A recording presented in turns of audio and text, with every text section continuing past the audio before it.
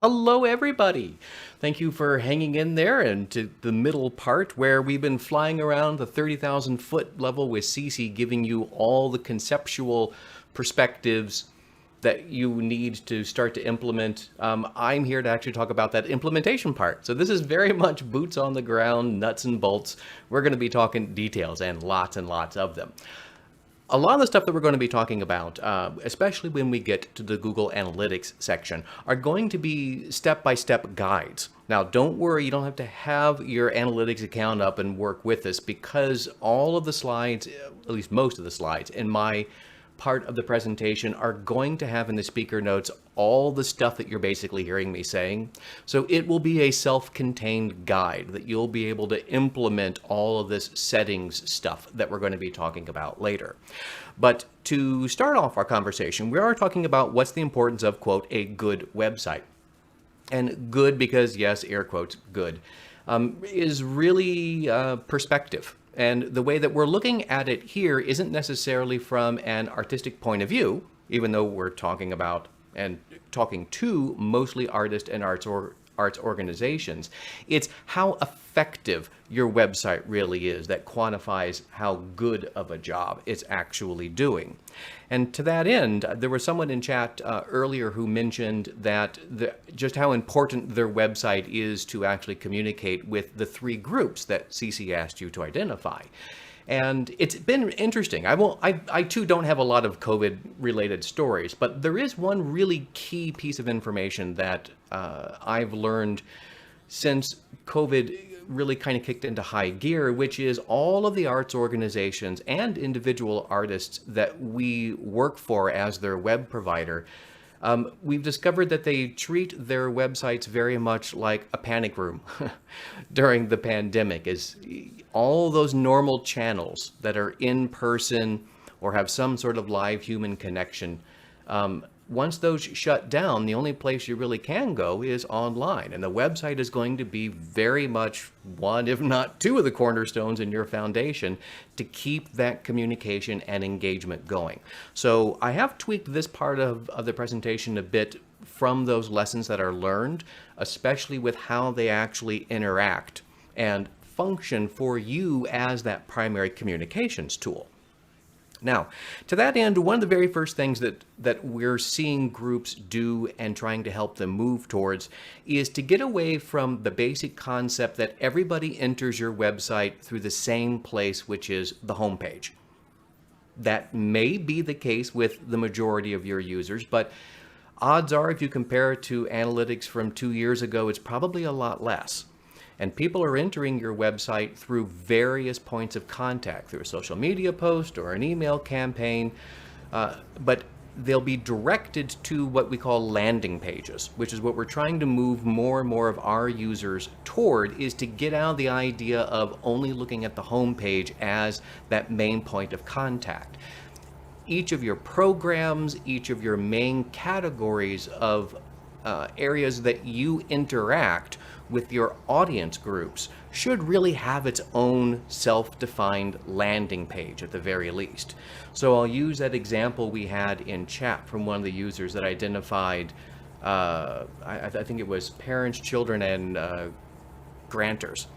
And so those are three very clearly self-defined groups. If any one of those individuals find their way to your website, they'll likely self-define, meaning that they're going to start to travel through your website looking for content that's most relevant to them. And that's where landing pages become extremely useful, is gearing that content, that right message for the right people. Here it is in your website in application. Use that landing page for those purposes.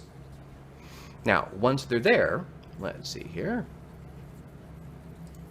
is we need to help them find their way around. So even if they land at your site through a landing page or they land to the home page, your navigation's going to be how they actually get from point A to point B and find what they're looking for.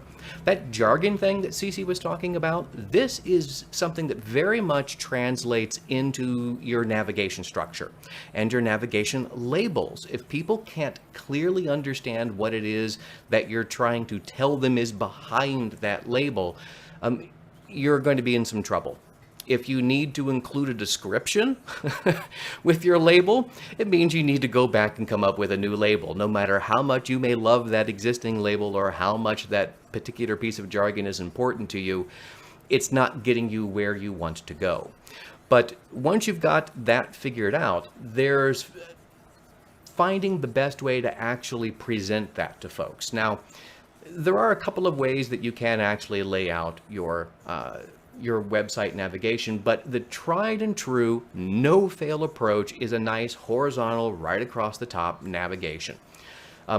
I'm a big believer in the fact that you don't need to use that navigation space to put every single one of the items that may fall into your navigation. For example, the about, or maybe some contact information. If those aren't your primary conversion goals to begin with, you can put that stuff in your footer. It's okay. You don't have to put all that traditional navigation stuff in the actual main navigation.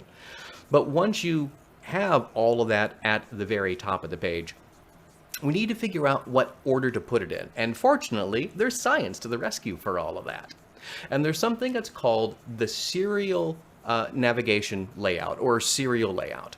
And here's an example of what we're talking about. The serial effect is a person's tendency to actually remember something in the order that it was presented to them. And we can throw a dump truck of research at you to show you the numbers. Or you could look at the colors and the graphs and just believe this. This latter one's the easier one. But it's very simple. Left to right, the first two items in your navigation should be the first and second most important things, or the most common things people are looking for at your website. Third most important then skips all the way to the end, to the far right-hand side. That should be another very high priority one. Now, I've put 90% in this chart because most of our arts organization users are people who sell tickets. And if you're a ticket-based organization, that's not really number 3. It's usually a little higher than that. So we tend to put that off to the right because it's nice and self-contained from stuff that's usually schedule-oriented, or plan your visit is the other next most popular item that ends up in this space. And then everything between those two little bits in the sandwich is pretty much whatever order you want, really. Your analytics will start to help you figure out what people are searching for, but there's no wrong answer. And the closer to the absolute middle you get, the lower the priority scale is. There's no wrong answer here. As long as that stuff is in the middle and the most important stuff flanks either end, you should be in pretty good shape. Now, pay attention to the little insert that I have here that's right next to the Frankenstein woman's face, which that was a fabulous production, by the way. That was also the last play that I saw before COVID shut down. So at least got that out of it. But you have to think about how a horizontal navigation then works in mobile, because in mobile you're probably not going to have a horizontal. Serial effect stacks all of that top to bottom. However, when it's top to bottom, people do not catch that far right hand item, which would normally show up at the bottom in an automatic conversion into a mobile layout. So you're going to have to find a way or remember to move that up top. And depending on how important it is, we'll let you know if it should be in the first, second, or third space. If that's something you have control over or know how to do on your end, great. Check your website out on both desktop and mobile and see how that works. If you don't have control or don't know how to do that, it's likely something you'll have to reach out to your web developer or whatever support system you use, if you use like a free publishing platform like Wix or something. Okay, so now once people have got their way around through your site, you have to start thinking about how that content's going to be organized. So we've got our user group, they go to a page, they know what they're looking for. There's a couple of no-fail options here. And we're going to look at them in both desktop and mobile, which if you don't look at your website now in both desktop and mobile, you need to get into this habit. And we've got a super cool, life-changing tip later on what you can do to be able to do that without having to own 95 different devices. But in general, in a desktop layout, what you see in the heat map on the left over here is the way that a typical user's eyes are going to scan a page they land on. Left to right, and we call it the F pattern because they'll go a little bit further toward the top of the page and then a little less further down for the shorter hand on the F. And then as the further down you get on the page, the less engagement they're going to actually have with your content. Now, that does not mean the content in the bottom of the page is not as valuable. There's something that people will sometimes get all up in arms about, which is, the scroll point or below the fold, if you want to think of old print terminology. That has far less impact on website users today than it used to. So just because there's less engagement with content on the bottom of the screen, that does not mean it is low engagement. This is just ratio comparison between content at the top and content on the bottom. But in your website, if you have any sort of column structure, left, then main content, then right, lots of columns, you have to think about how all of that stuff is going to reconfigure on mobile.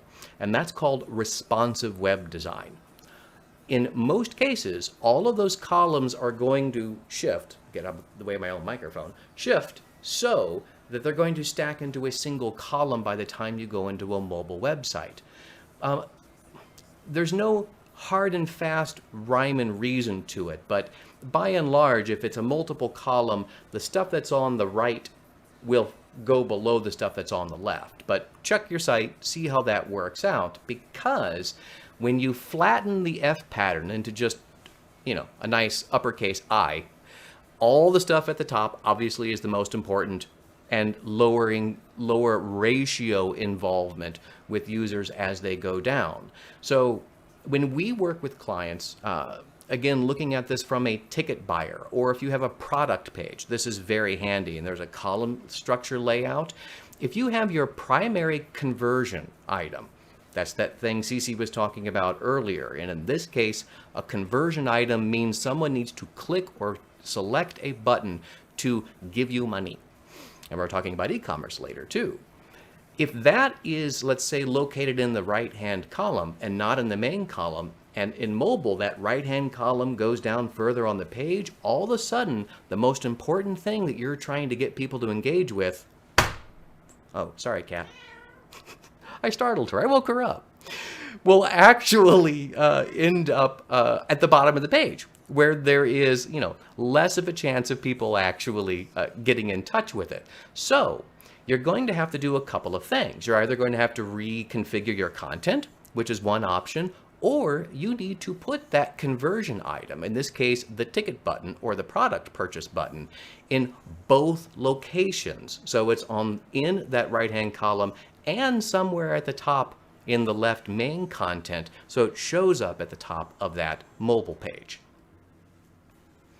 Please don't call animal cruelty, she's fine.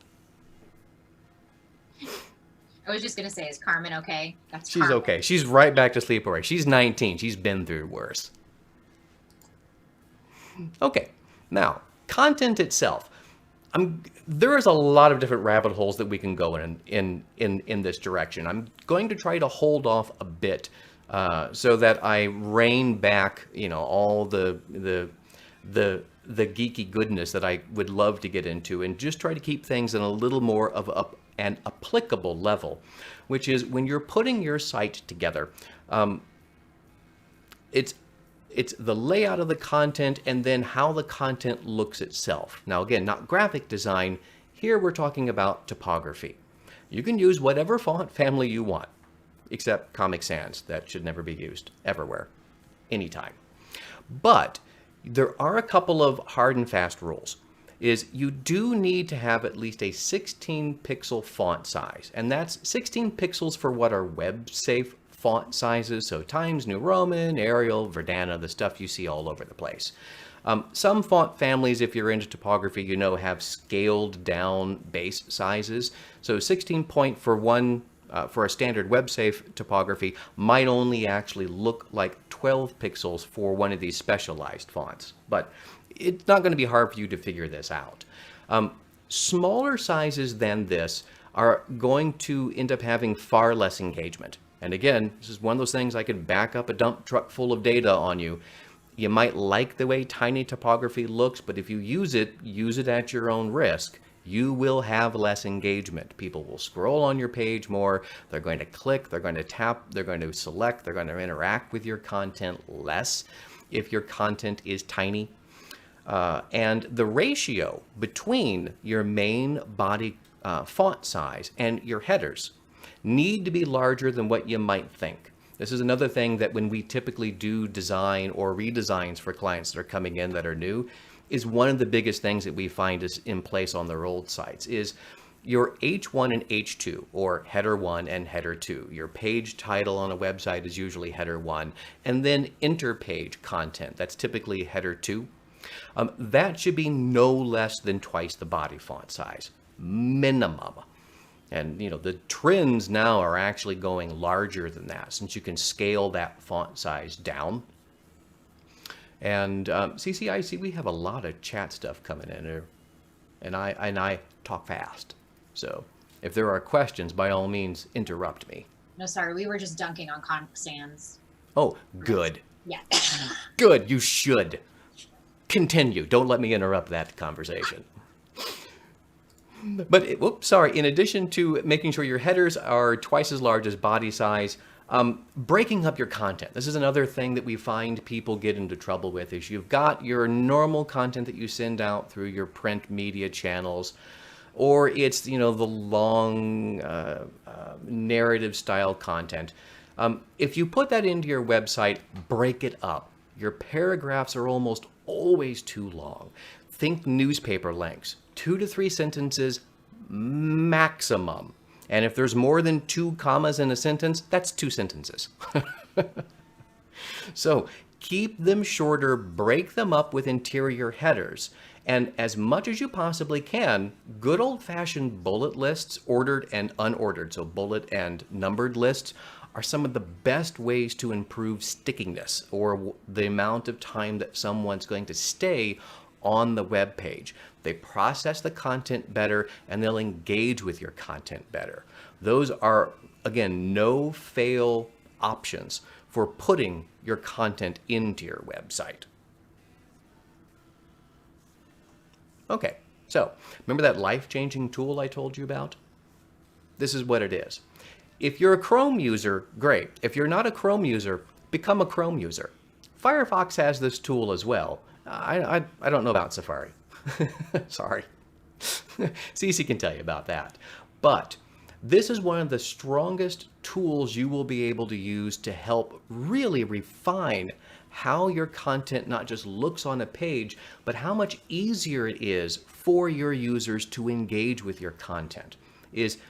Inside Chrome, anywhere on the page, just right-click, and then select Inspect.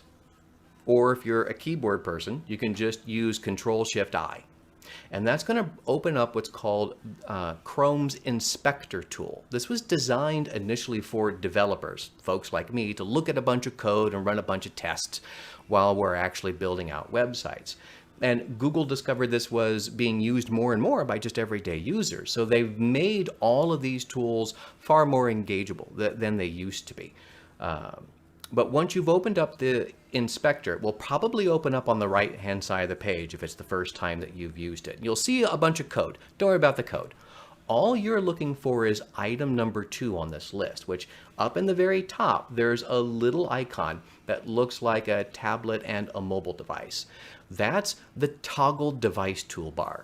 Select that, and your life has now changed, because what you're going to discover is Chrome has an amazingly accurate built-in device emulator.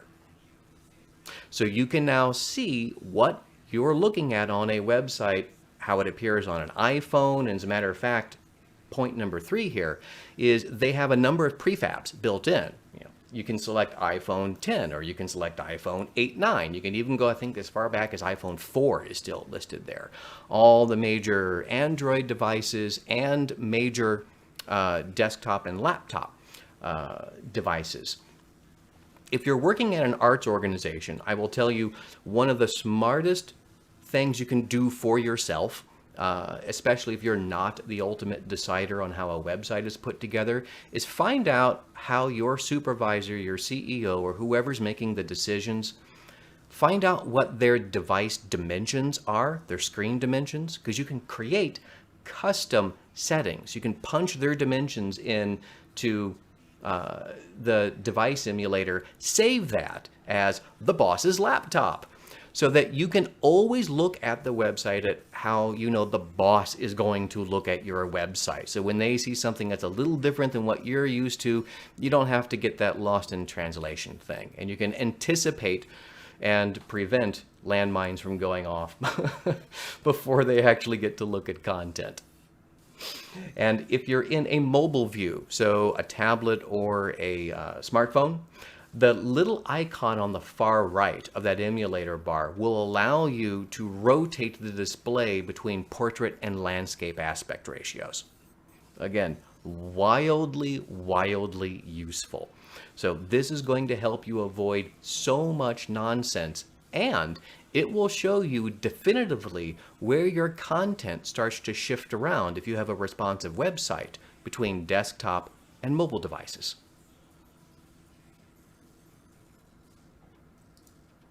All right, now let's talk about accessibility. And this overlaps a bit to some of the questions we had before about diversity and looking at how your content's going to be structured.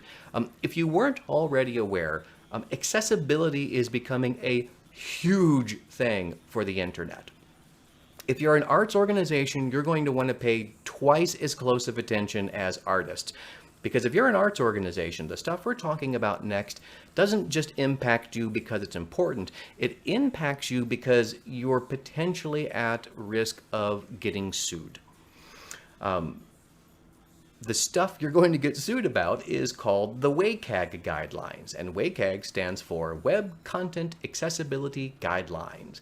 And this is one of the few slides I will read verbatim, although I usually hate doing that, and you should shame people for doing it, and you can shame me later online, that's fine.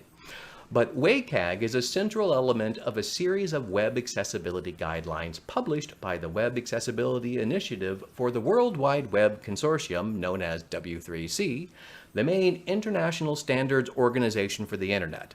Lots of flowery, important language, but the key thing hopefully you've maybe noticed here already that's missing is it does not say any specific governmental body. When you start to talk about accessibility in the internet, you're going to hear people talk about ADA or Section 10, and these are all things that are within the federal government structure right now that talk about website accessibility, but there is no definitive resource. Courts right now are using the guidelines that typically come from W3C. And there will be links to all that stuff in the speaker notes for the slides section of my content, where you can go dig up all this fabulous information. But that information at W3C is what courts and you as an organization should use as pretty much the definitive resource until it becomes a federal guideline.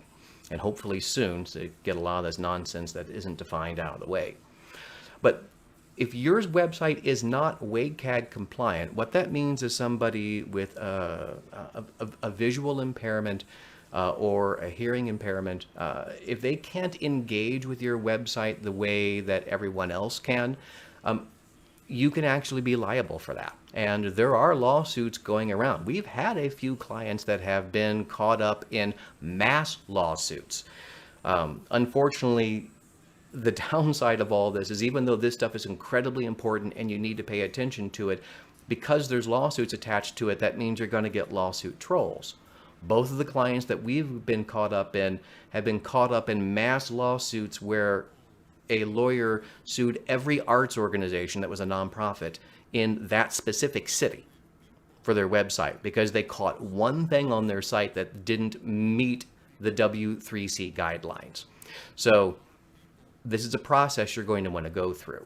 If you're an individual artist, you don't have to worry about that from a legal perspective, but you do have to worry about it from an ethical perspective. So this stuff is as important on that same level. And when you get to W3C, there are hundreds of things to actually look at. And there are specialists, and hopefully your developer has some certification or experience with these guidelines to walk you through all of it. we're going to cover just the couple of things that are typically putting organizations at risk from those lawsuit trolls, because they have bots that run around just looking for this stuff and give them automatic reports of fails, and stuff that's usually easy for you to change.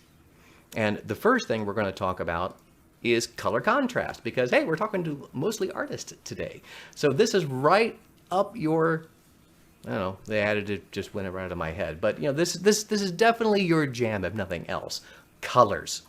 And because of that, the first thing you have to understand with WCAG guidelines is color contrast to make something pass, like a white background and black text on top of it, which is the ultimate goodness that you can have, is very narrow.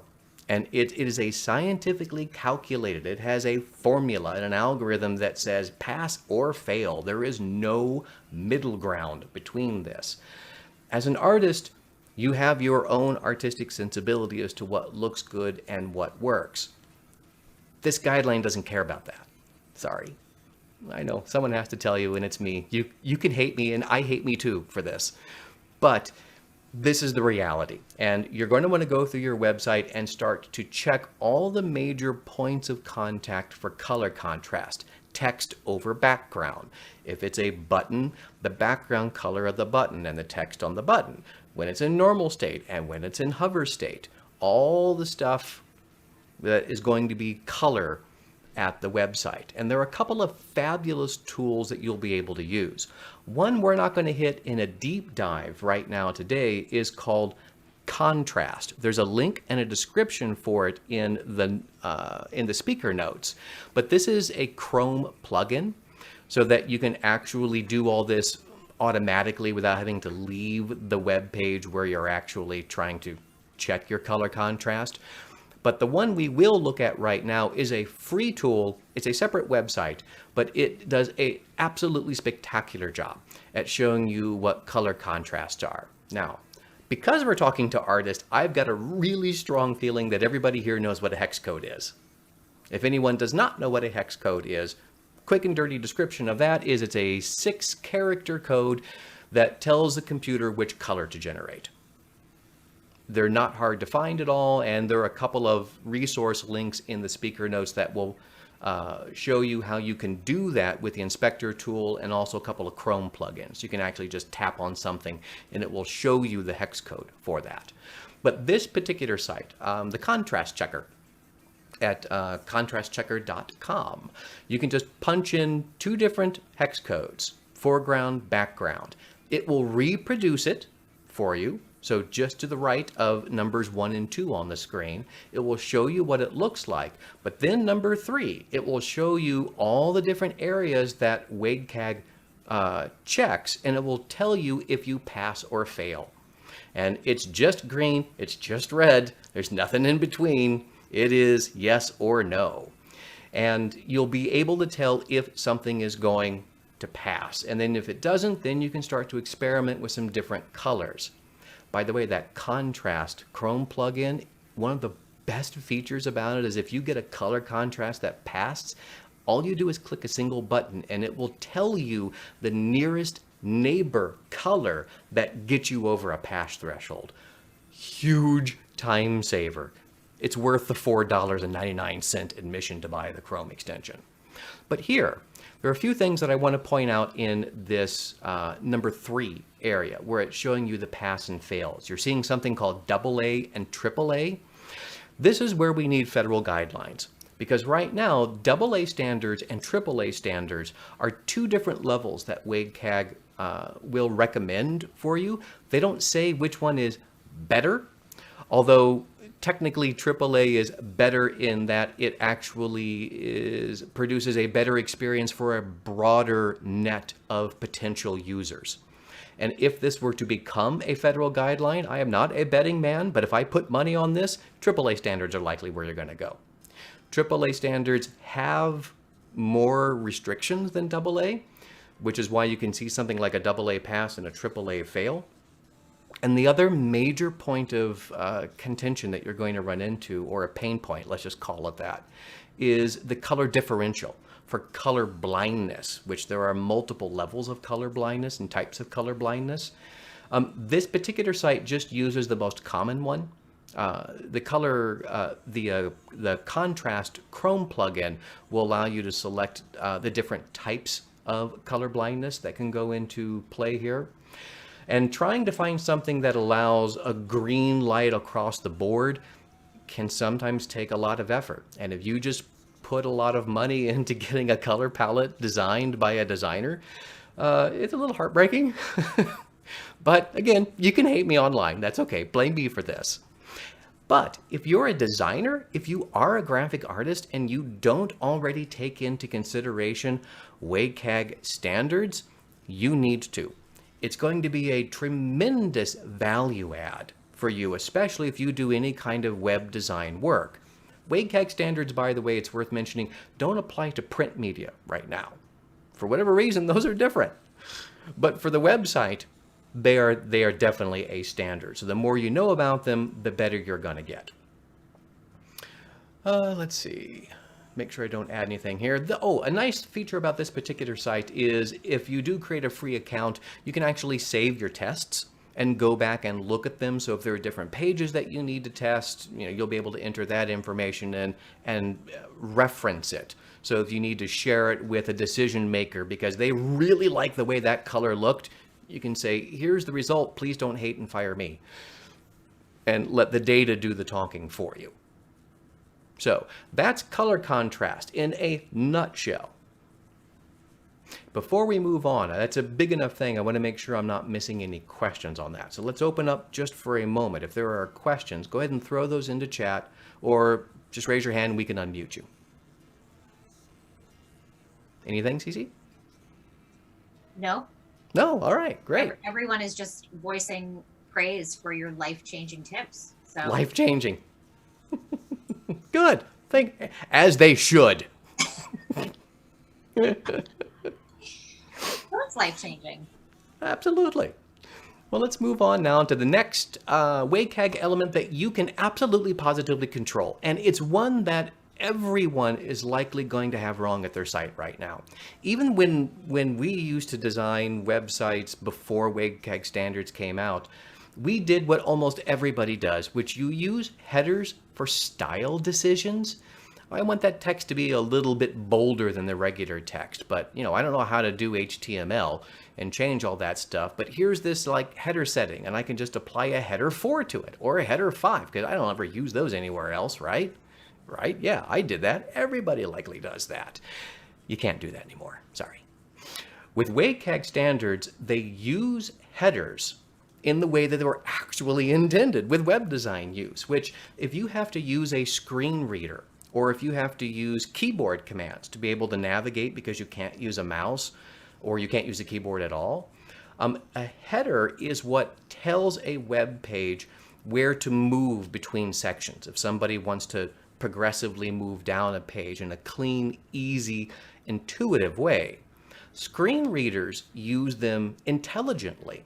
So if you have a section that has a header like this page right here, good heading structure is easy. If that is marked as a header, the screen reader knows to take a pause after the end, even though it doesn't see a punctuation, before it continues reading the next material. So you don't get this gobbledygook of a run-on sentence that the screen reader is reading. And if you have to hear that all day and that visitor is at your site and that's their experience with your content, guess how happy they're going to be. Think of it this way. If nothing else, WCAG guidelines are the ultimate empathetic experience. You can actually go to seminars for WCAG online design. They will put you in a sensory deprivation environment where you can't use your hands, you don't have your sight, or your hearing is off, and make you experience your own website. Man, is that revealing. So this stuff definitely goes to that end of being an empathetic provider, an empathetic artist. But back to actual header structure, you'll likely have to go through and change the way a lot of your content on your site works. Because headers can be used one way and one way only. There is no middle ground. They're hierarchical and they're numerical. So header 1 has to be the first header that appears on every single web page. And by default, that's the page title. If you have H1 anywhere else on that website, that is not compliant with WCAG standards.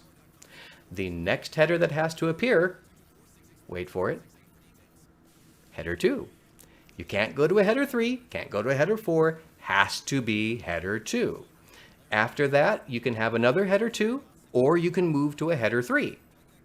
When you're at header 3, you can have as many header 3s as you want to, or you can go to a header 4, or you can go back up to header 2, but you cannot skip around.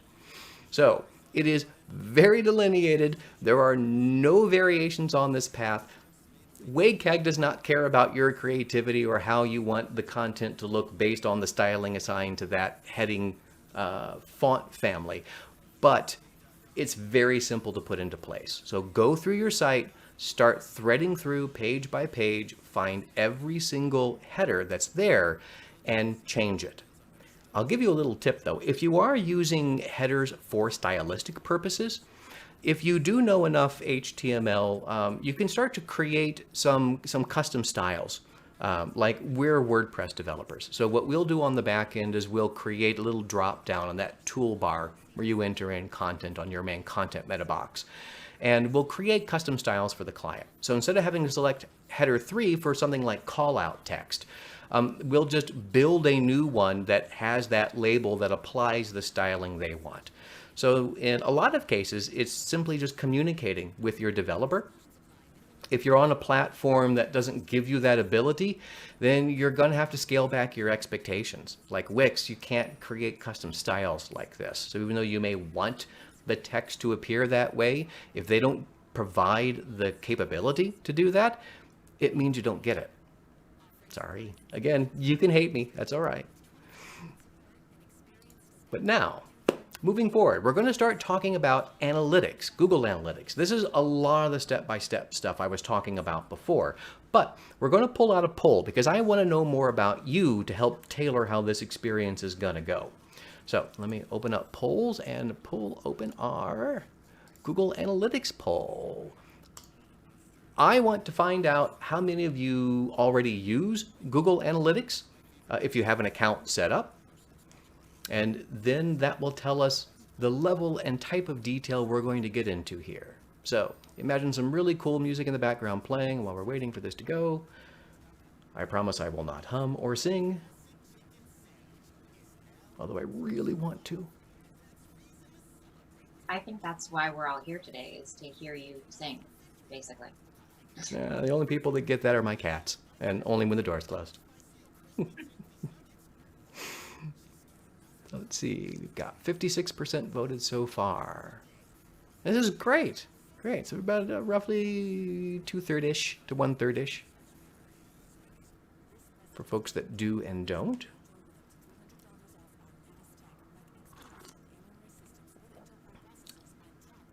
I'll give another 10 seconds. So if you stepped away or you haven't been listening, there's a poll going on. Tell us what you think. Okay, we'll let it go for there. So, okay, more than less, but a little on either side of the halfway mark. So let's end this now. All right, Google Analytics, just in a nutshell, is one of the best free things you're ever going to get when it comes to website stuff. Google Analytics, when you connect it to your website, is going to start to track how users go through your website. It will tell you where people are coming from, what they do when they get there, and you're going to use this information to start to craft all the stuff that Ceci was talking about before, and we'll be going into more detail later. So all those messages, finding out who your audience are, you might think you know who they are, but the numbers might tell you something else. And spoiler alert, I'm a numbers person. Now, inside Google Analytics, it's a fabulous free tool, but out of the box, it's not perfect. And it's not perfect, not because Google just isn't fixing things, but they're actually doing a very good thing by abiding by their own privacy standards and not taking things for granted. So a lot of the stuff that we're going to change needs to be addressed in your settings in the admin part. simply because it's specific to you and your organization, or you need to make the conscious decision to turn on something like demographic tracking, which we're going to be talking about here. But the first thing we need to do is to set up your primary URL, which might seem like a no-brainer, but it actually isn't. Now, when you log into your Google Analytics account, on the far left-hand side, actually, stop. I'm going to take a step back because there is something important to talk about here. Is Google Analytics recently released a brand new major update to what has been analytics for years and years and years. It's called G4. So if you've heard that term with analytics and G4, that's what they're talking about. Everything we're looking at here right now is not the G4 experience. The G4 experience is still so new, a lot of folks haven't migrated to it yet. And honestly, if you haven't, I recommend you wait, because there's a lot of stuff, especially if you've created custom dashboard widgets and reports, you'll actually lose that right now. Google hasn't made a migration tool yet, so don't migrate. If you're in that polling group that hasn't started your accounts and you had to start with one, I would say yes. Go ahead and start with a G4 experience, which means some of these screens are going to look different, and you absolutely, totally have my permission to reach out and ask me where something is that we're talking about here in G4 if you can't find it. But it should be pretty close, if not similar. So now, back to the regularly scheduled broadcast. If you're on the regular Google screen, on the left-hand corner or on the left-hand nav bar at the very bottom, you'll see a little gear icon. That's going to get you to your admin screen, which is where we're going to be spending a lot of time in the next couple of minutes. So in this process for setting your primary URL, click that little admin screen gear icon. And when you get there, you're going to have three different columns. In the property column, select Property Settings. It's going to open up a new page, and you're going to look for the default URL field. There are two things of importance you have to look at here. There is the prefix, which is the drop down, which can be either HTTP or it can be HTTPS. And in most cases, HTTPS has only been necessary if your site runs an SSL certificate, which is a fancy thing that just means that that's the security software that allows your site to do something like transmit credit card numbers securely from your website to whoever's actually processing that credit card number. But that's changing. Last year, Google started to require an SSL certificate, not just if your site processed e-commerce, but if your site processes any sort of personal information. So if you have a lead generation form on your site that somebody signs up for a newsletter and you want to get their first name, last name, and email, guess what? You're collecting personal information and you need an SSL certificate. Fortunately, it's a lot easier to get these than it used to be. In a lot of cases, it's even free to get them. There are now open source secure SSL certificates, and depending on your website provider, that might be something you can just activate through a click of a button. But you need to know which version you're using right now to be able to select the one. If you're not sure with your website, open up a new browser, enter in your URL, and make sure you manually type out HTTPS. If you get a great big browser warning that says, "Oh my God, this isn't secure," you are not using an SSL certificate, and you should not choose HTTPS. Choose the other one. Now, we're not done. After you do that, the actual URL. There are two different versions of this. If you've been around long enough and you remember what www is, you're still probably using it in almost everything that you enter into your print communication and website. I'll avoid too much geekiness here, but that is a subdomain version of your primary URL, and there are loads of reasons why that started when the internet was launched all those years ago.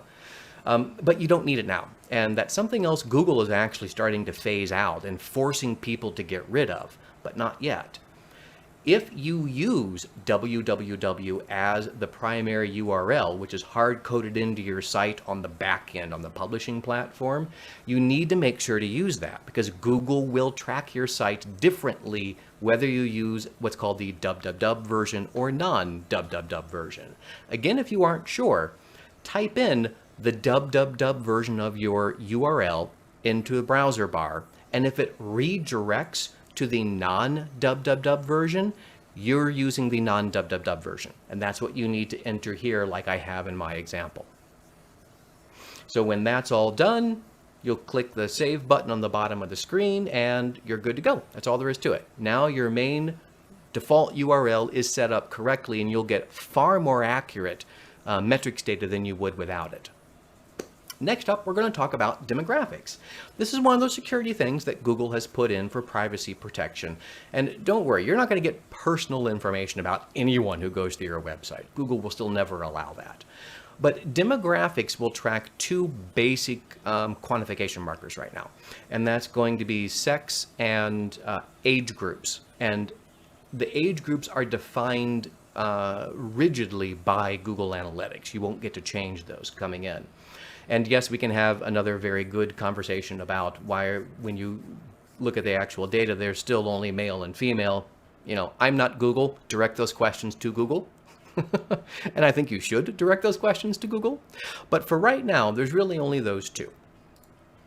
Now, you'll know if that's activated inside Google Analytics or not right now by going to your audience report on the main admin panel. Go there. Go to demographics and overview, and if you see data is enabled, you're all set. If you don't, it will have a big blue button labeled enable. And all you have to do, click it, and then it's just turned on. Now, give it time. It's not going to immediately dump all this data. Analytics won't be recording this because you haven't enabled it, and for all those privacy reasons we mentioned before. But moving forward, depending on how much traffic your website gets, it could be as few as, honestly, a couple of hours, or as long as a couple of weeks for that information to reach a threshold where they can start to provide that data to you. And then you'll be able to see the breakdown of the age groups, you know, their sex, and use those as a secondary dimension, which means you can do something like see how many people in the 24 to 35 age group visited page X, and all kinds of cool, useful stuff. Or, one of my personal favorites, find out how many people in the 65 plus age group use mobile. Whatever you think the answer is, you're wrong. So, moving forward, we're now going to take a look at Google Signals. This is something that's still a little newish, but it was released about a year ago. And this is Google's answer to doing a better job at the one thing they weren't doing a great job of, which is tracking people when they move from one device to another.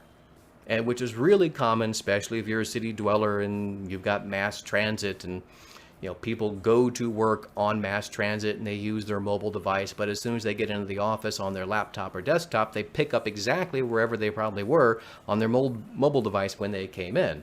Same thing when you go back home. Google Signals, when you activate that, will allow a much higher degree of tracking between people who bounce back and forth between devices like that. And again, because of privacy issues, it's not turned on by default, but it's super easy to get up and running. So we're going to go back to the admin panel again. So you'll click that little gear icon. And when you're there, we want to look for the property column again, but this time we're going to select data collection. When you go to that screen, you'll know if Signals is activated or not by whether or not you see the screen explaining all the information and you see the big blue bar at the top with the Get Started button. If you see a Get Started button, click that. You'll get another screen that will give you a bunch of information about what this program is and what you're going to be collecting. Click Continue. And the next item, number 2, unless you have a really specific need to limit which properties to apply Signals, you absolutely positively just want to select all properties. And if you're not sure what a property is, select all properties. Fail-safe, foolproof, won't get it wrong. I have yet to have any one of our clients who go all the way up to, $50 million a year budget groups need to distinguish this between properties. So, you're not going to have to worry about that. Once you've selected that, click the Activate button, and then you'll be all done. That's it. Google Signals will, like demographics, start pulling in the information, and you're going to start to see that in your reporting on the actual admin dashboards. That's going to be under one of the segments we're going to be looking at shortly from after this section. Or right now, I forgot I moved the slide here. Once you go back to your main admin dashboard, under Audience and Cross-Device, you'll see all these new options that will appear. And most of them are very self-evident by their labels, but they really do provide a tremendous amount of useful information that you don't get if you don't activate Signals. If you see anything that has a beta label on it, don't worry about that. All that usually means from Google is somewhere down the line, the way stuff looks on this page is probably going to change. So just don't get too used to it. All right, next, we're going to filter some bots because they're loathsome and you should hate them. Bots are really screwing your data up a lot more than you probably realize, because bots are smart enough to get around most of the filters that are in place already. Like, for example, Google does not track their own bot traffic on your site because, they have to crawl your site. They need to know what's on it to be able to display it for, search results. But they don't tell you that that's traffic in any way, because that's stupid, right? Yes, of course it is. But unscrupulous bots find a way to get around that. People who are scraping your data, like, ticket providers that are fake ticket providers. And talk about loathsome people. You can hate them because they are loathsome. Those are the people you want to start to filter out as much as you possibly can, and to get them out of your analytics. It won't stop them from crawling your site, but it will at least stop them from showing up in your analytics. So let's take a look at how to prevent that. On the admin panel, we want to go to the View column this time around, and we're going to select View Settings. Scroll down the page a little bit and you'll see the option for bot filtering. If that is not checked off, check it. You'll save the page and ta-da, you're done. Moving forward, immediately that will filter all bot traffic. Now, this is something that you need to be prepared for a bit if your website's been up and running for a long time, is don't panic. Your numbers are probably going to go down after this. That's not bad, that's good. What you're doing is getting a pretty good idea of exactly how much bot traffic was really coming in. But brace all the powers that be, the decision makers, the department heads, your CEO, your executive director, or board members who like to invite themselves into what you're doing every day, and let them know that that's not a bad thing. And here's why, because that's when you activated it. If for any reason you need to turn it off, you can do that. Just come back and uncheck it, save the page, and bots are now being added to your analytics again. Now, speaking of stuff to filter out, this is another major one that needs to be done. Pardon me, is filtering out your own visits. And okay, I lied. There is one more COVID thing I'm going to talk about, and this is a COVID thing. This is more important now than ever because there are so many people working from home because of COVID. And even if you're an individual, you probably are, working still in multiple locations, and you'll need to take into account each of those locations when you're putting these filters into place. But I'll tell you the other anecdote that I usually provide with this, which is the $18,000 decision. Is we had a client maybe 4 years ago, 5 years ago now. If you remember Internet Explorer 8, when that was a thing, and speaking of loathsome things, that was also loathsome, is at the time, that's when Internet Explorer 8 was starting to go away, but it was still around a little bit. And this particular client, we always tell them, and we walk all of our clients through the process of how to use your analytics to help us do the design work and the development and all the layout stuff. And we show them how to use analytics if they aren't already, to begin to get the data we need to create as relevant and effective of a site as possible. We were really close to the end of this development process, and they came to us with a request and said, by the way, we need to make sure the site is backward compatible for Internet Explorer 8. At which point, we gave them one of those looks and said, why? We can, but that's a lot of extra work that came to the tune of $18,000 of additional work. And they said, well, we did what you told us to do. So, take that look off your face. We went, here's our data. See, look, Almost 10% of our daily traffic comes from Internet Explorer 8 users. And, we looked at it and sure enough, they're right. And then we went to take a look at their filters on the back end. And we discovered that they had no filters put into place. And the kind of filters we're talking about are those for your own traffic, because you don't want to record your visits. Now, what we discovered is this particular client also fell under the umbrella of their local government. So as a requirement by their local government, and you probably see where this is going, they were required to use Internet Explorer 8 as their primary browser.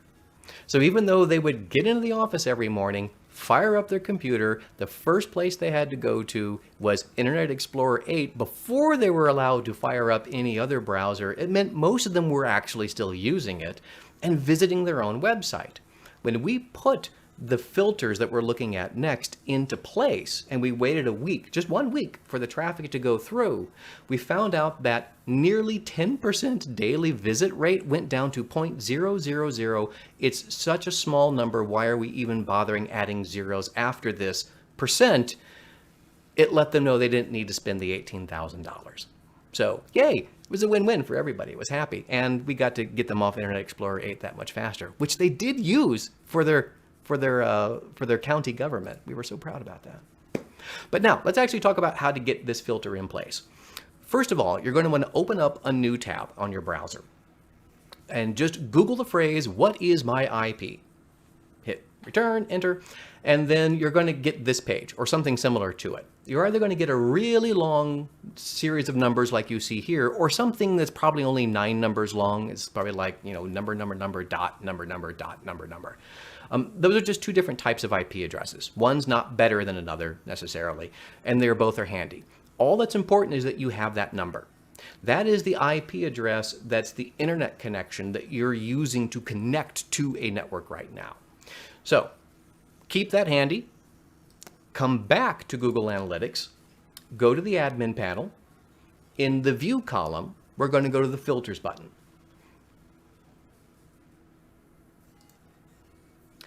Next, there'll be a red button to click that is labeled Add Filter. And this really is easy, right? And then we get to do some work. More steps here. First of all, give the filter a name. This is so much more important than it used to be because there are so many different locations and so many more filters you're going to have to add because of remote working.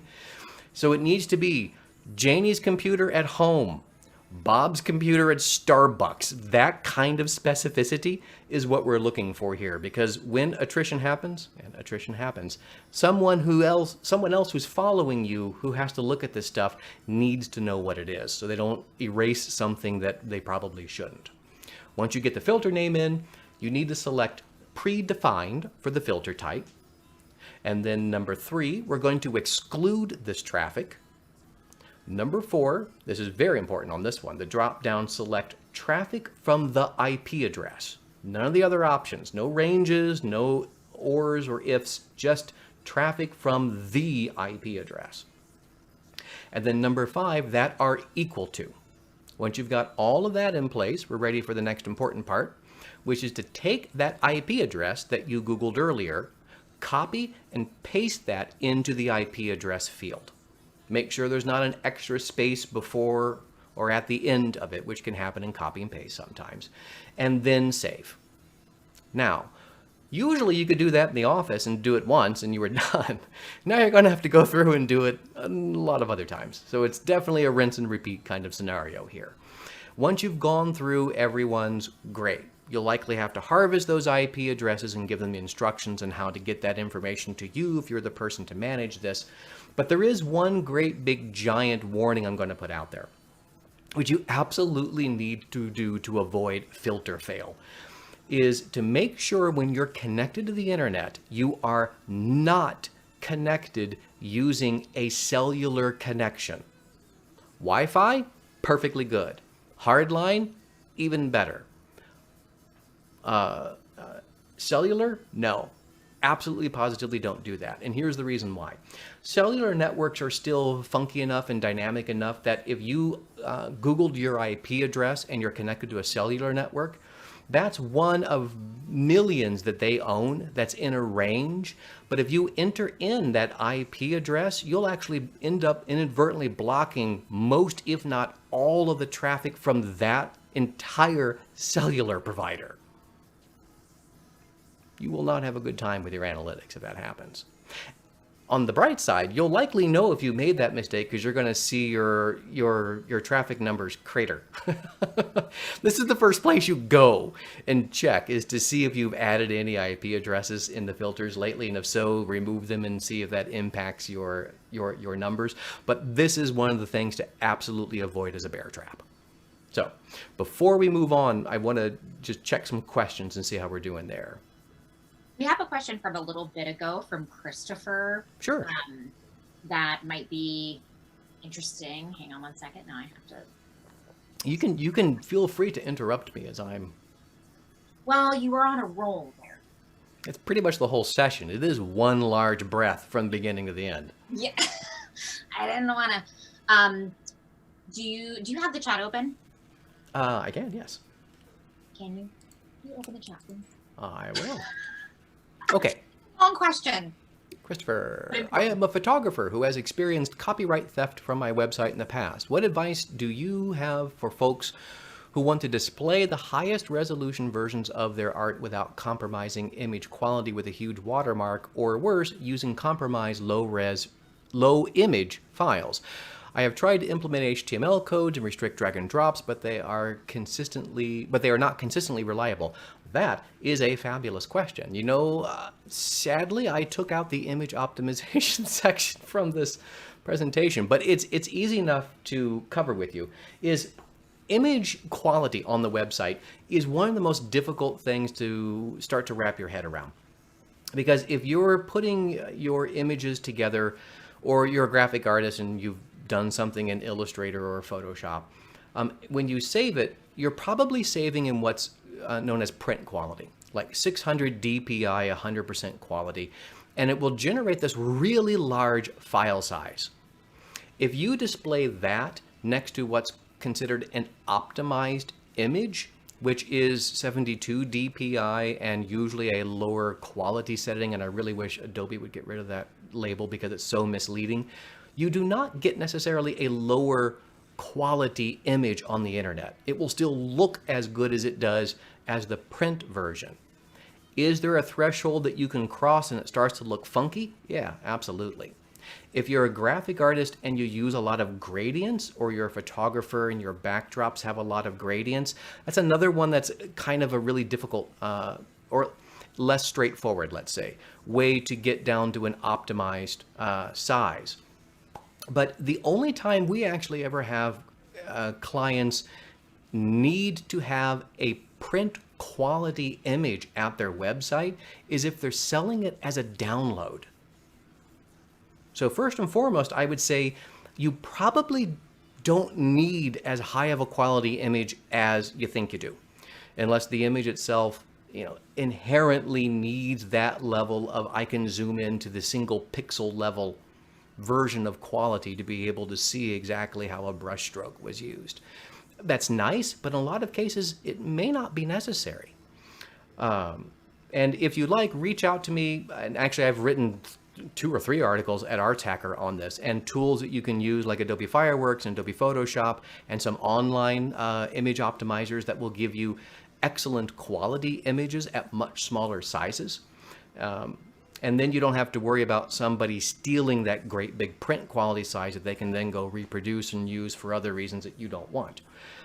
The image of allowing people to download images from your site is mutually exclusive from this. Meaning, like, you can, if you go and right click on a page, you can, save the image as and that kind of stuff. It depends a great deal on the publishing platform that you're using as to the options that you have. And if you don't already do it, I would say you can also pay some systems that will also search online for copyright infringement. If you're a music person, you know what ASCAP and BMI are. They are similar to that. and they can help you find people who are actually stealing your work if they are using it, especially for commercial purposes, and then give you notices so you can start to track down and take all the appropriate action from that moment forward. But I hope that answers the question clearly, but definitely reach out and I'll get the other information to you. But next, we're going to talk about now moving out of the analytics stuff as far as settings and into actual reporting stuff, actually using analytics now that it's up and running and giving you much better and clearer information than you had before. First and foremost is to understand the two basic elements of Google Analytics. When people talk about analytics, they'll use the word analytics and metrics sometimes interchangeably. They are not the same thing. Analytics consists of these two elements, dimensions and metrics. The descriptions are there. I will not read them for you, but think of it this way if you want a little bit of a cheat sheet. A dimension would be something like a city. The metric is going to be the number of visitors from that city. Metrics, numbers, dimensions, things. And that's what you'll find inside the admin panel. On the left, that navigation panel are basically all of your dimensions. And all the stuff that shows up on the right, those are your metrics. There are three basic reports inside of analytics. The first one is your audience report. They tell you who people are, how often they're coming to your site, what they do when they're moving around, if they bounce back and forth between devices. It'll have that demographic data. It'll let you know things like the technology item, things like if they're using a mobile device, and if so, what type of mobile device, what type of browser, so you can know if people are using Chrome or Safari or Firefox, and you can start to tweak your content accordingly. This is letting you know some of the stuff Ceci was talking about as far as who you're actually talking to. The who isn't necessarily a person, but the who includes all the stuff that they're using when they interact with you. The audience report will tell you quite a bit about that who content. Next up is the acquisition report. Acquisition reports are exactly what they sound like. It's how people get to your site. So the one thing that's actually worth explaining here is when you start to look through this information, you're going to see something that's labeled as organic traffic. This is Google's definition for traffic that comes into your site from Google. It's not necessarily just people who wandered in mistakenly because someone shoved them in, but no, it's only from their site and not necessarily from like another search engine. Like if they got there through Bing, it will label Bing as Bing, but they'll label themselves as organic. Just go with it.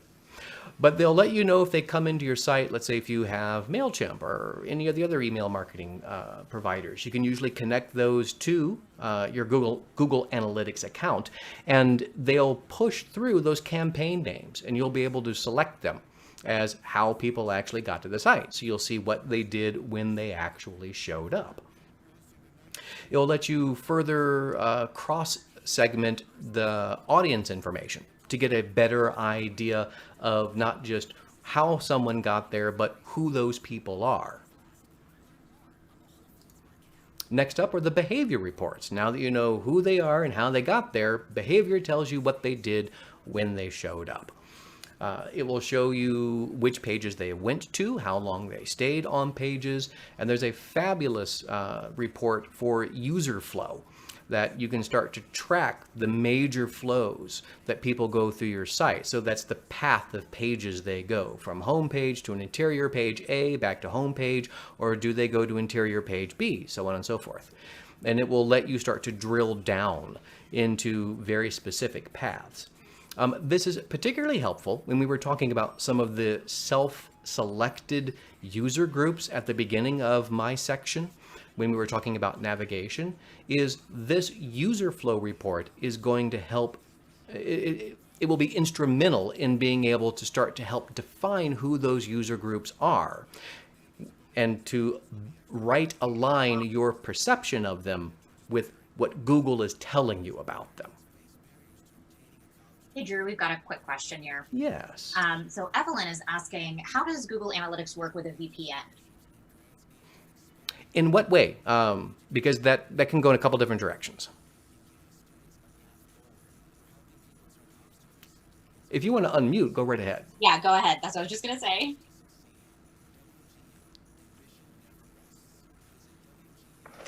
Yeah, hi. The question is just if I personally have a VPN, I cannot put in a specific IP address since that's going to keep changing. So how do you For your set it up? filter. For a filter, yeah. Gotcha. Yes. You have no easy answer. Sorry. Because of what you You're on said. your own. Yeah. It is what used to be dynamic IP addresses, which still are around. I mean, if you use a call up, dial in, connection, those are dynamic IP addresses still. And there are some providers that will make those dynamic. And VPNs do that. And for the reason of providing better anonymity for you as a user. So because of that, yeah, you're not going to be able to filter out your visits to the same degree. All right, thanks. Sorry. But now you don't have to wonder, and knowledge is half the battle. Okay, there was a lot of stuff that if this were a session that we're going to focus just on reports and analytics, that we would be taking a deeper dive into. So if this feels like we're kind of splashing around in the kiddie pool, good, we are. That's really all it is. We can come back maybe at another time and do a super deep dive into the types of reports, all the cool tools that are in this stuff, but it's just something that won't fit into everything that we have to deal with right now. However, feel free to reach out to either Ceci or I. We both are specialists in this area, and send along your questions, and we'll be happy to answer them one-on-one with you. And there is a fair, like Drew has mentioned a couple times, there is a fair amount of information and some guides on Arts Hacker as well. If you're interested in just going through that, you can search for Google Analytics there and access some articles to kind of get you started.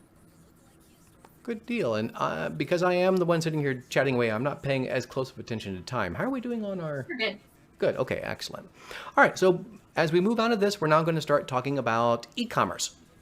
And this was something Ceci and I actually spent some time really sitting down chatting about because of the unique nature of this particular group. And I believe we have another poll to help us figure out who you are so I can customize this content. Yes, we do. Here we go. Our next poll is going to be about selling merchandise online. And if you're currently selling merchandise or services online right now. So if you're an arts organization, definitely services or products. Ooh, wow, lots of yes. This is cool.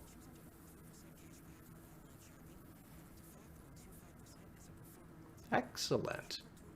60%, 64% voted. 67.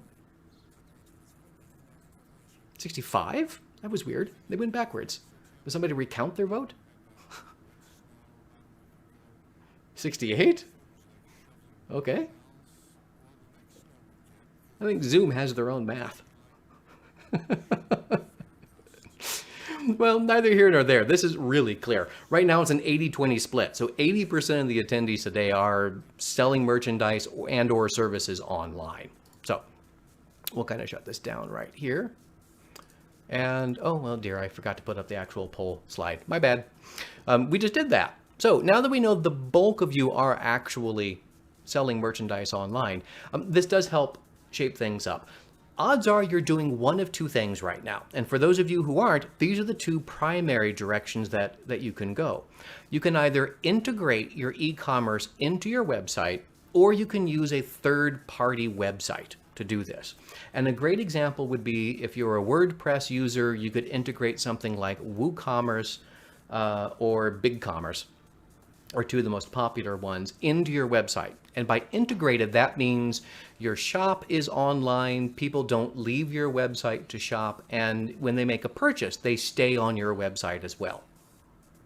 So that when they get done with the transaction process, there's a thank you page or whatever it is, it's all self-contained, they never leave your website. And from an analytics perspective, that will ultimately be easier to track because you won't have to put into place what's called cross-domain tracking. Giant pain in the neck. So that's a benefit of this. Some of the things you'll need to consider with that, though, we're going to be talking about coming up next. But the other option is you can still do something like include products at your website, but when someone clicks the purchase button, it will send them to a third-party website, which could be something like PayPal or Shopify. Or you could just have a link at your website that says, shop my products, and it goes out to another site. That could be Shopify or Etsy or whatever you're going to use. There are lots and lots of platforms. We're not going to be talking about specific platforms as far as recommendations, because that really should be a much more tailored conversation. If people have questions about specific platforms, by all means, send them to me directly and let me know your use case scenario. Let me know how you plan to use it, how you are using it, or any other level of specificity that you can add to it. And then I can give you a meaningful response. We don't actually provide an e-commerce engine right now that we sell, so it's definitely an independent opinion, and we use several different platforms for our users, both integrated and off-site. But when you're looking to decide which of these two, they have inherent pros and cons that are absolutely worth considering, and in a lot of cases can push you to a direction that you know you should go. These are the main pros and cons. Which of these two, integrated or third party, will do better at the major areas of consideration? Total cost to use. There is no such thing as a free system. There is no such thing as a free system. WooCommerce will tell you it's free. It's not. You still have to pay for hosting and all the other stuff to make WordPress work. That's part of the equation. So just keep that in mind. That being said, integrated e-commerce platforms do tend to have a much lower total cost to use solution. You're going to pay for that in a different way, but money out of pocket, that's a much better deal. Third-party sites that are geared toward making your life easier, they're easier to use, they have a lower learning curve, there's not as much technical expertise that go into it. They deliver that at a cost. So something like Shopify or Wix or any of the other major providers that are out there, that's what or Squarespace is another big one. Great system, but it's not cheap. You're going to be paying more for it. Next is ease of use, and I've included two different considerations with ease of use. There's getting it set up and running, and there's ongoing support, which are two very big things. Tea break. For example, as a provider, we include year-round support for all of our users. So they pay us an annual license fee, and that means you can ask us an unlimited number of questions about anything, and we'll show you how to do the same thing 100 times if we have to. No big deal. But if you've ever used technical support, and who hasn't, you know how much of a pain in the keister that can actually be. That's factored into this. Most third-party providers are, again, geared to making your life easier. They will be easier to use. They will be more dummy-proof, if you want to use that phrase.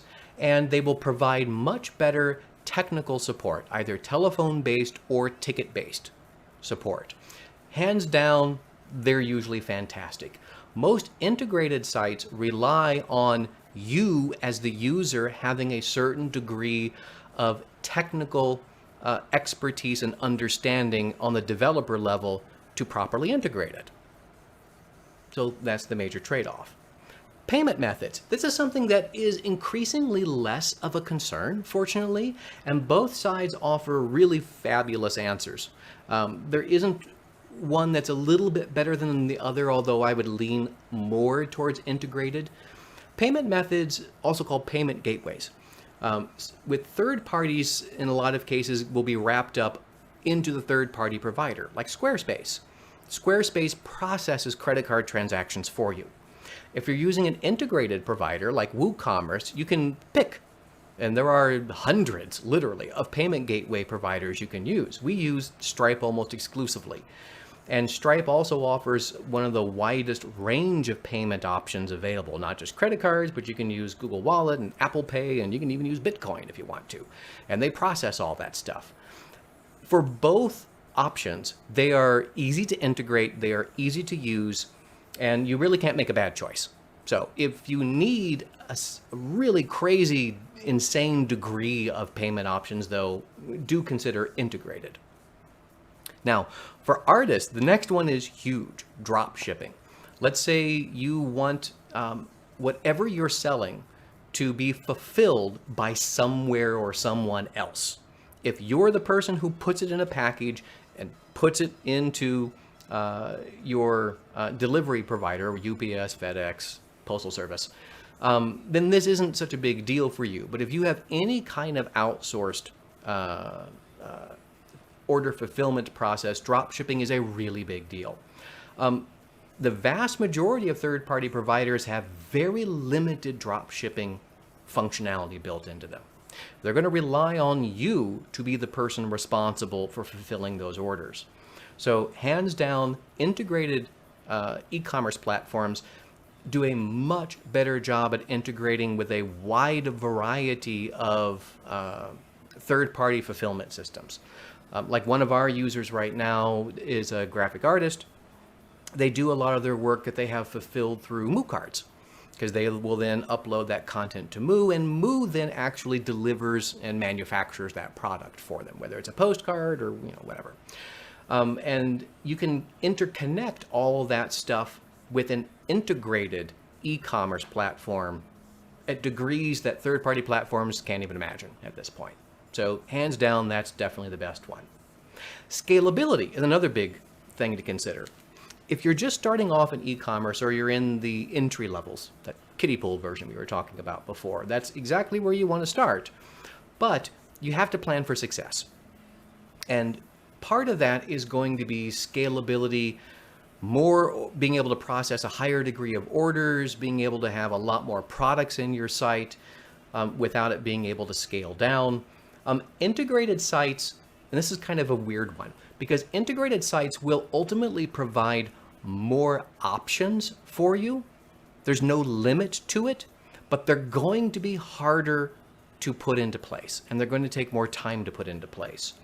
Third-party providers absolutely make it easier to scale up, but they do have a definite limit, and I can't say exactly what that is because it depends on what you're selling actually, and how you're going to be doing things like taking care of shipping and the rest of it. But in general, if you think you want to plan for success more, a third-party option might have a little bit more going for you. And the last one, all the stuff that we've been talking about.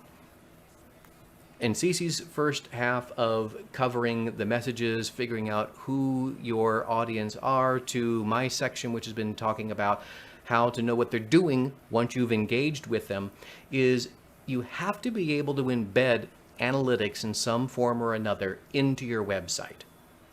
And integrated platforms still hands down give you not just more options, but a better experience. You heard me earlier talk about cross-domain tracking. And cross-domain tracking is, let's say someone goes to your website and they see a product and they click Buy Me and they go to Squarespace to finish that process. In order for analytics to track that user's action, to know if they really completed that or maybe just had an abandoned cart endpoint, you have to pass a cookie from one website to the next. And a lot of third-party websites make that insanely difficult to put into place. And I mean insanely difficult, where some don't even do it. You're just out of luck, sorry. While there's still work to be done on the integrated side of things, out of the box and to a much greater degree, you're going to have a far superior option with integrating analytics than you will compared to a third-party provider. So it's not necessarily even between the two of these, but I do want to take now another quick break to see if there's any specific elements that aren't covered in those categories we have listed here that folks might have questions about between the two options.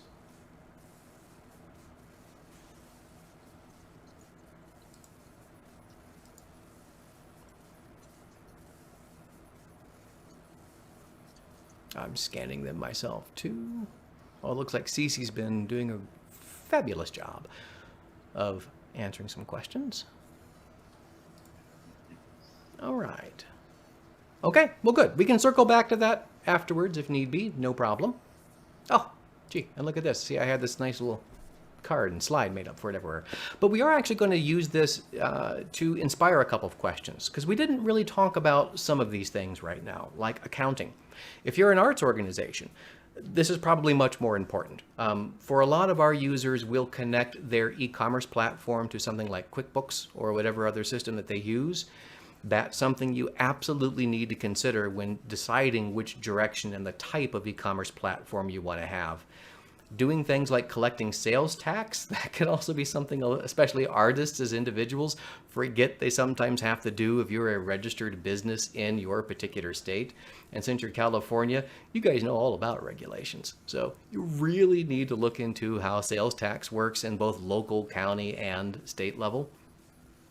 Because how you have to deal with that in some ways might end up determining which of those two platforms you work with.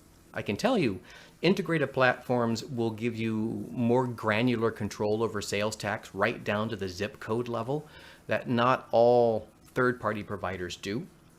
Analytics we've talked about. Shipping is another big one. We spend the most amount of time with our clients who do ship products figuring shipping out.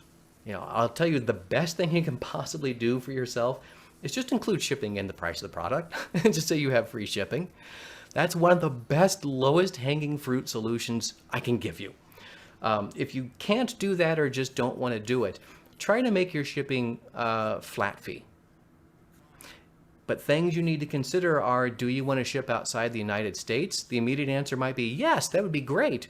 But that's going to open up a huge Pandora's box of costs, and knowing what the up-to-date costs are. Even the Canadian Postal Service changes their rates frequently enough. You can very quickly end up losing money on shipping if you're not careful about that. We have one user who's a publisher who went to, and I don't recommend doing this, but they wanted to keep costs as low as they possibly could for shipping. So we have their site integrated with the U.S. Postal Service, and they send everything book rate, which means it's done by weight usually. So they actually took the time to weigh everything from a single piece of sheet music to a big orchestral score. And they enter that information into every single product. So you go to your cart and you have a bunch of stuff, and the system calculates what the weight is, and then it automatically applies the shipping amount based on the destination address. And that is something you can do if you want, but that's a perfect example of how complex something that seems simple, like shipping, can get in a very, very short order. So now that I've thrown those kind of more scary scenarios out, questions?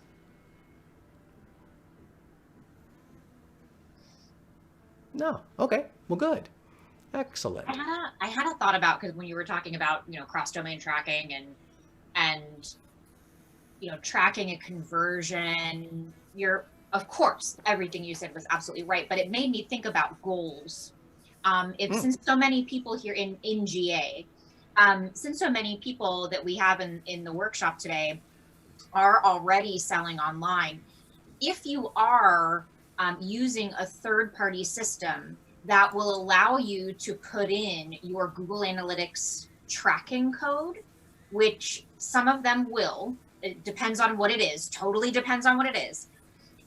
Even if it won't give you comprehensive e-commerce conversion tracking, you could still do something called, you could set up what's called a goal in Google Analytics, which is basically just, the easiest way to do it is, if you are using a third-party system where after somebody purchases or achieves the outcome that you're looking for them to achieve, if after that they get sent to like a thank you page or a confirmation page that has a unique URL, you can put that URL into Google Analytics so that every time that URL appears, it will record that in GA. So you may not be able to see dollar amounts in GA, but at least you would have some sort of tracking mechanism. I think, do we have a post about goals on Arts Hacker? I think we probably do. You wrote it, yes. Yeah.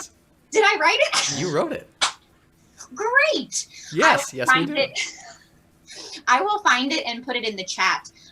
Goals are really handy for a lot of things, but that specifically might be helpful if that's your situation. Absolutely. And how are we doing on time? I think we're still just a little ahead of the game, aren't we? We're a tiny bit ahead. You know, maybe we can open it up to any questions related to any of the analytics stuff. We do have a few minutes before this last section. If there aren't, what we can do is circle back and hit a couple of the slides that we cut out that we thought we needed to cut out for time. Yeah. Because there is one in particular with reporting that I would love to hit. Does everybody want to see more? Would everyone like to see reporting? Does everybody want to see reporting? Yes. Raise hand. You use the little party reaction in Zoom, the little party. That would be lovely. Give me one moment to release these slides and get them back to visible status. And let me see if I've got them all.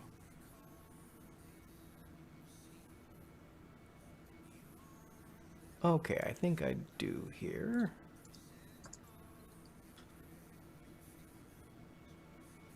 All right, let me swing back really quick, folks. Hang tight with me here. And I'm going to go back to this one. I think this is the right one.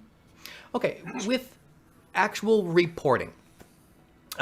There's one thing in particular I want to show everyone. I referenced it just a little bit, called secondary dimensions. Secondary dimensions are going to be some of the absolute coolest stuff that we can possibly look at, because it's going to give you the genuinely useful information. And I just want to show everyone actually how to use it. Which, when you're on basically any report, this is a very standard layout that you're going to see with all the metrics on the right. And in this case, this is just an all-page behavior report. So it takes it takes into account all your traffic that came in and the pages that they went to. And here's the top 10 pages. Little handy tip: the one that's almost always top, that's the slash. That's your home page. Yeah, they just don't tell you obviously that it's your home page. But let's say you wanted to now take that page information and find out more information about one of your audience dimensions, and find out who's going to that actual page. Let's see. Oh, I think I skipped ahead. So we need source medium. There we go. Okay. Actually, this is the one we should have started on. My apologies.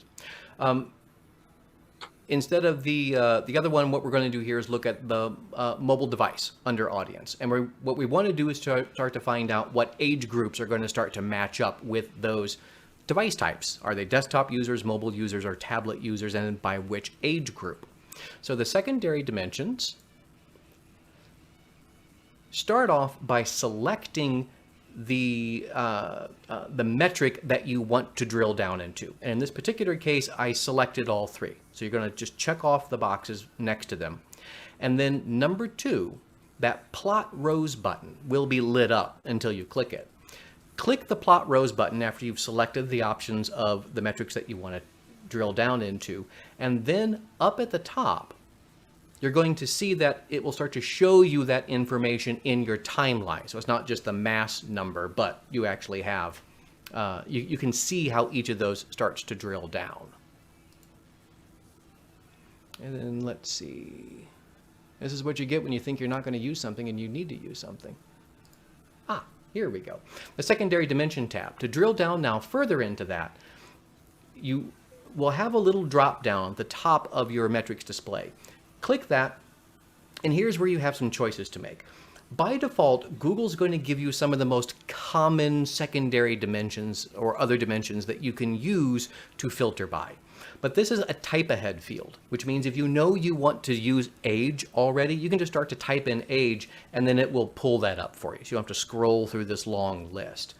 But the name of any dimension in that left-hand navigation column is usually something you can find over here. If you can't, it means that's something Google can't compare with. But once you've typed it in, select the option that you want to use, and then your metrics display will start to look like this. So in this example, we were actually using traffic where it originated from. So your acquisition traffic, and by social network. Now, by using the age secondary dimension, we're able to find out which age groups are coming from which social media groups. So a lot of assumptions you may or may not have had about where people were coming from, this data will absolutely positively confirm for you. And I'm sure your mind can start to go on a number of different directions to how this can be used. However, here's some starter combos. Think of these as little recipes to start to put secondary dimensions together. My favorite one is number 3, the one we were talking about before, which is combining age demographics with device category to find out if the 65 plus crowd is the most common mobile user or whether they use desktops. And again, you're going to be surprised at all the results. That's one if you're going to start with one, please start with that, because it really is a lot of fun.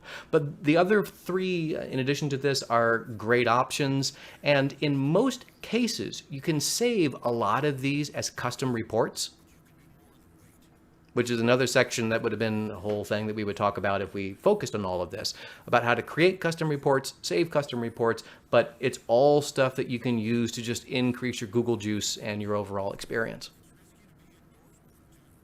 So good, now I think we're actually right on time. So we managed to sneak that one in. And I see the chat box going nuts here. Let's see if there were questions. Google juice, yes. Oh, Ceci's doing a great job pulling up. Yes, all the links to Arthacker. Yeah, and apparently that post on goals, I just wrote that. You just did. January, hello. Every day blends into the next. Well, terrific. Yeah, if there's no other questions, we can just do our break and then do the last section. Okay. Let's take another 5-minute break, and then we'll do our last section, which will talk about specific communications channels, driving traffic to your website, and best practices. Okay, 5 minutes. See you back in 5 minutes.